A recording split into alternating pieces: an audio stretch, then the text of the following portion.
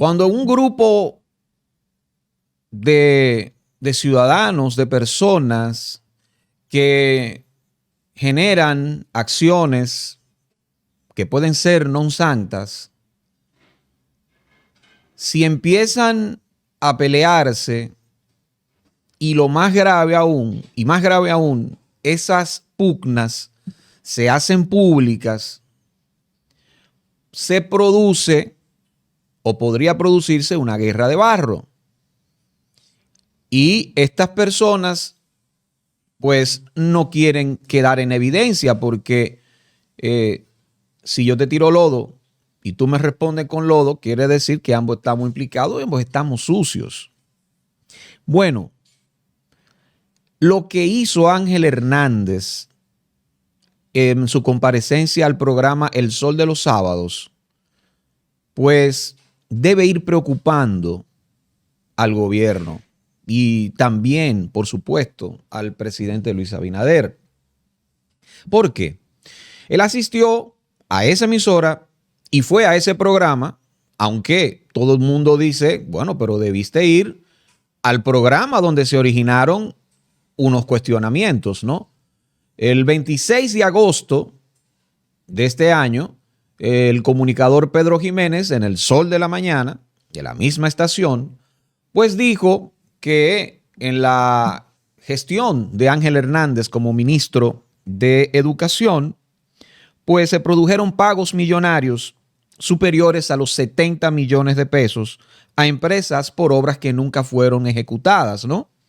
Dijo que esos pagos fueron autorizados, pese a que el ingeniero Fernando Taveras, entonces director de infraestructura escolar, advirtió sobre las irregularidades en los informes técnicos y que fueron obtenidos, Pedro Jiménez lo mostró mediante la ley de libre acceso a la información. También dijo que el ingeniero Giovanni Díaz Santos, señalado como responsable de avalar esos pagos, pues continuó supervisando contratistas pese a la denuncia. El señor Ángel Hernández, pues le respondió que él hizo una investigación, que se produjo algo anormal en San Cristóbal, en un distrito, ¿no? Ahí de educación regional de esos, y que se originó a partir de una queja presentada por un ingeniero en San Cristóbal. Entonces, dice que él no actuó por presión mediática en ese tipo de cosas, sino que se hizo una investigación. Respondió también sobre una denuncia que hizo la Alianza Dominicana contra la Corrupción, ADOCO, donde decía que, entre otras cosas, Ángel Hernández, mediante sus empresas, había incurrido de algún modo en lavado de activos. Dice él que, bueno, sí, que cuando él se abocó a la compra de un terreno en Samaná, Playa Morón se llamó una constructora, algo así, y ese terreno que compró, que me parece estaba cifrado en unos 31 millones de pesos, pues esa transacción se completó cuando él fue nombrado ministro de Educación. Y que, y eso se hizo antes de yo ser nombrado, ¿no? Antes de ser, de verdad, constituido en ministro por el decreto del presidente Luis Abinader en agosto del 2022. Bueno, eso se concretó ahí, yo no tengo nada que ver, o sea, eso fue una acción privada que se dio por casualidad. Y le salió su título ya siendo ministro de Educación, me parece que en febrero del año 2023. Bueno, usted dirá, ok, muy bien, pero el tema es que Ángel Hernández, antes de ser ministro de Educación, tan pronto como agosto o septiembre, si mal no recuerdo, del año 2020, era funcionario del gobierno, asesor en materia de educación y no honorífico, asesor con un salario. Entonces, usted era funcionario público y abocarse en la compra de terrenos está ya medio raro. Y lo que alega también Adoco es que esa compra del terreno no estuvo en su declaración jurada de bienes. Ese es el tema también, que no lo presentó en la declaración jurada de bienes. Y hay que hacerlo. Todo lo que genere un impacto en sus finanzas, aún sea acción privada y ese tipo de cosas. No, pero es que no era yo el miembro de la empresa, que estaba mi familia, yo no estaba ahí. Bueno, todo eso tiene que presentarlo y no lo presentó. También que hubo unos fondos que se movieron de una entidad a otra y esas acciones se podrían interpretar como lavado de activos. Él dice que eso no es nada. Le pasó, ¿verdad? Lo matizó. Allá él, si cree que hizo una aclaración en esa intervención totalmente transparente. Allá él. Y yo puedo pensar que no. Yo estoy motivado a pensar inclusive que no respondió satisfactoriamente las cosas que se le imputaban o que se le, ¿verdad? De la que está siendo él objeto de cuestionamiento. Independientemente de que uno sabe cuando hay una persona que está siendo muy cuestionada en los medios y que con razones o no, puede que haya intereses que confluyan, ¿verdad? Que confluyan y decidan que la cabeza de turco, que el sacrificado, con razones o no, repito, sea Ángel Hernández.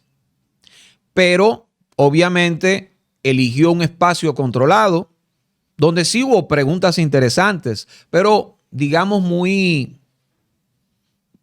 serenas, muy tranquilas de parte de los comunicadores que estaban ahí, que digo, fueron preguntas buenas, eso no lo cuestiono, ¿no? Porque son personas, son profesionales de mucho nivel y dirigentes políticos también muy preparados, de Yuri, Enrique Rodríguez. Se me olvidó de este joven que es de la Fuerza del Pueblo. Bueno, le hizo preguntas muy interesantes. Cristian Cabrera también hizo muy buenas preguntas, pero él obviamente tiene una buena relación con la periodista Milicen Uribe. Milicen lo tuteó. Tú tienen buena relación y eso se nota. Él eligió ese programa porque de la estación es el que él entendía lo iba a cuestionar menos. Que por lo menos el fuego era un fuego amigo. Entonces, cuando el fuego es amigo, pues la intensidad de las llamas reducen. Aunque sean llamas al fin, pero la intensidad reduce. Y eso es importante para tú controlar tus respuestas y de alguna manera controlar lo que se te pregunta, porque probablemente a él le dijeron más o menos de lo que se iba a hablar. Y ya ahí sí podemos hablar de un escenario, en caso de una entrevista en espacio controlado. Pero independientemente de eso, él tiene que responder porque fue funcionario y además llegó con la prédica de hacerlo bien. Llegó con la prédica desde lo simbólico de un hombre austero, un hombre que iba a desmontar la francachela, que no iba a hacer ostentación de nada. Y un hombre que dijo que encontró un desguañangue que le dejó el anterior, o sea, Roberto Fulcar. Un hombre que vino con esa y que dijo inclusive en el programa El Día con Edith Febles que a él lo habían amenazado de muerte. Y dijo ella, pero usted va a escalar esto. ¿Quiénes son? De detalles. No pasó absolutamente nada. Uno no sabe hasta dónde lo escaló. Se quedaron las cosas así. Y lo que vimos a continuación fue una gestión mediocre en educación. En el mismo programa del Sol de los Sábados, él dice que hizo una gran gestión, que amplió, que se hicieron libros de texto, más libros de texto, esto que aquello, que el currículum fue enriquecido, fortalecido. Y bueno, el tema es ministro o exministro que vimos el escándalo la semana pasada con el libro de Ciencias Sociales, donde de muchas maneras las narrativas de los mandatos de presidentes como Leonel Fernández y sobre todo Danilo Medina son en ese mismo texto para niños, señores, desmeritadas pero de una forma burda. Y lo que se elogia y la apología que se le construye al gobierno de Luis Abinader, una barbaridad. Totalmente antipedagógico. Una barbaridad. Mi amigo Michael Matos lo hizo brillante en el programa de Panorama de la Mañana, en la primera emisión, ¿no? Que es de 5 a 7, si mal no recuerdo. Lo hizo de forma brillante y desmontó ese asunto, ¿no? Entonces, esa gestión, esa confección de libros y el permitir que contenidos tan sesgados sean manifestados, que sean transmitidos a los niños, pues eso es responsabilidad suya, Ángel Hernández. Pero bueno, lo que llama la atención además es que Ángel Hernández en el transcurso de la entrevista, pues nos dice que las investigaciones, los hallazgos de barbaridades supuestamente cometidas en la gestión de Roberto Fulcar y probablemente otras gestiones, pues él, además de documentarlas, además de encontrarlas, auditarlas y todo eso, pues comunicó de esos hallazgos a la misma vicepresidenta de la República, Raquel Peña, y al presidente Luis Abinader. ¿Y qué ha pasado con eso? Absolutamente nada. Por eso decía al principio que las guerras de lodo pues no dejan nada, porque salen todos embarrados. Ministro Ángel Hernández, que lo dijo, bueno, yo incluso lo dijo antes yo quizás no debo decir esto, algo así, pero nada, lo voy a decir. Claro, lo voy a decir porque él no es tonto. Un pelo de tonto no tiene Ángel Hernández. No, uno no tiene. Y dijo, bueno, aquí hay una operación contra mí. Yo entiendo que hay una operación, pero hay razones para la operación. Y vamos a tirar para adelante. Vamos a tirar para adelante, porque si me quieren meter al medio, pues vamos a tirar para adelante. Todo indica que yo estoy solo ahora mismo. Pues vamos a tirar para adelante. Y eso hizo. Presidente, sí, yo tuve hallazgo de cosas, de irregularidades, y usted lo sabe. Al final del día, dirá él, respecto de la adquisición de terrenos, siendo funcionario, violando la ley, presuntamente, pues algo similar, uno puede pensar, ocurrió con el señor Carlos Bonilla, que siendo funcionario se concreta la adquisición del canódromo Los Cocos, los terrenos del canódromo Los Cocos, o el cementerio ahí ¿verdad? El almacén de vehículos incautados de la DGC de ahí. Bueno, pero si lo hizo Carlos y recibió la defensa de muchísimos medios establecidos, hoy, ¿por qué a mí me cuestionan por eso? ¿Y por qué tengo una querella de Adoco? ¿Qué pasa? A mí, el MAPE. No, espérate un momento. ¿Usted sabe de eso? ¿Usted sabía de esos hallazgos, presidente? ¿Usted lo sabía? A ver si lo dejan tranquilo, ¿no? Y se nota un hombre de algún modo perseguido, un hombre que se siente perseguido, porque ahí manifestó, aunque uno puede pensar que donde dijo Diego, donde dije, ¿cómo es? Donde dije Diego, él dice que él no le recomienda a nadie que sea funcionario público, ¿eh? Y después le dicen, ¿usted se arrepiente? No, yo lo hice. Yo hice transformaciones, que sí, ok, ahí fue. Pero lo que se queda, la instancia perlocutiva y lo que él sintió de origen, Fue lo primero. Yo no le recomiendo a nadie que sea funcionario público, como para que pase, ¿verdad? Lo que he pasado yo. Y ese es el tema también que a uno le molesta. Y esto es como un comentario ahí, ¿verdad? Un comentario dentro de esas declaraciones. Que no, pero que yo he sido un hombre de una trayectoria que no tiene que ver con la función pública. Bueno, el tema es que él es dueño con su familia, como usted quiera, pero es dueño de una universidad. La universidad abierta para adultos, la UAPA.